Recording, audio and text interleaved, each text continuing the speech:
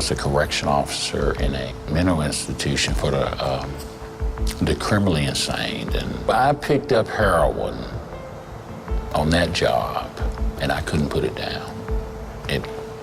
And I just didn't wake up and, decide I was going to be a heroin addict one day. But it absolutely began to obsess me. I went to bed thinking about it, and I woke up trying to figure out how to do it all over again. And there's a lot of money involved, a lot of lying, and I began to go places that I absolutely, you couldn't have convinced me that I would have. My wife and I had separated because of all the things that come with drug addiction.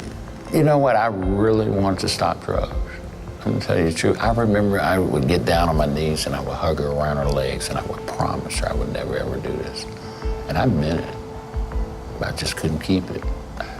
I had been through some secular programs and they would tell me, when you hit rock bottom, you'll want some help. But you know what? I don't think it was that. I like it in Luke 15 when it says, I came to myself and I started looking towards God in a different way. I said, Lord, I just need your help to get out of this. I just can't figure this out. And I started making some telephone calls, which led me to Amarillo, Texas. And somebody brought me to Faith City. They started showing me who this wonderful God really was, that he was relational. He wanted to be a father, and that my name was written in the palm of his hand. I'm convinced that that place is an arm of the living God.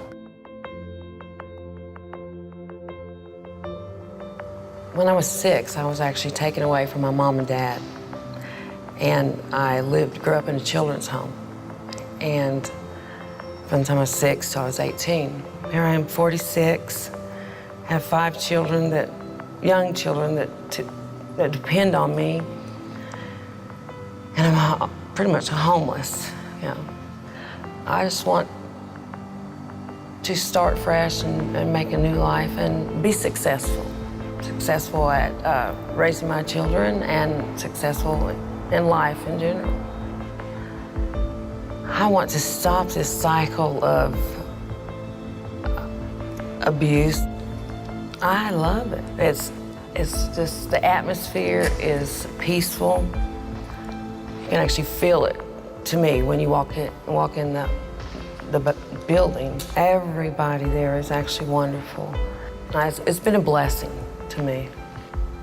You can just feel God's presence. I really didn't know my dad because he was always in and out, in and out. So my mom and my dad got a divorce. They separated. She fell in love with another man. He was a sexual abuser. And as he was sexually abusing me, I was wondering why. All these questions come up in my head. Why? Why this happened to me? Why? And it built up towards hatred. I couldn't trust nobody. I couldn't love because I don't know what love was. I thought parents were supposed to love their children. As all the open wounds deep inside of me was still there, I went to drugs.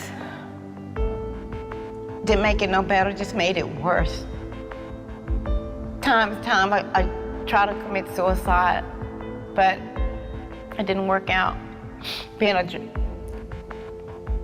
Selling drugs, and got caught, and ended up being incarcerated for a year. Ended up being on probation for 5 years. Completed that. I fell in love with my husband. I thought I fell in love. Found out he was abusive. He was applying my drug habits. And I was crying out for help. I needed help. I was praying to God to get me somewhere where I can get help and to see what was wrong with me. And I went to the Northwest Texas hospital. By the time I got there in the ambulance, I had 2% of blood in my body. You know, that's why I'm here today. As I went in there, and he said, I don't know, you shouldn't be here. You shouldn't be living. He said, somebody was praying for you. Somebody was praying for you.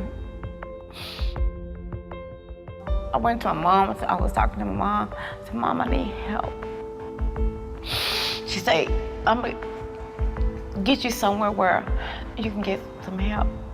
You know, she prayed night and day to find the best place for me. And that place is Faith City Ministry. The first week that I was in there, kind of stayed to myself. Second week, kind of stayed to myself, but I was still going to classes and stuff. But that night, because it's been so long that I had fell on my knees. That night, I fell on my knees and I told God, I surrendered all, my all and all to Him. He said that I can love Him. He can love me. And as I began to be in the Faith City Ministry and for the Hope for the Women's program, I'm learning more about God. I'm getting closer to God and all the favors that God is putting in my life, all the friends that I have now, and all the people that God is touching out there to make it possible where we can say there's hope for us.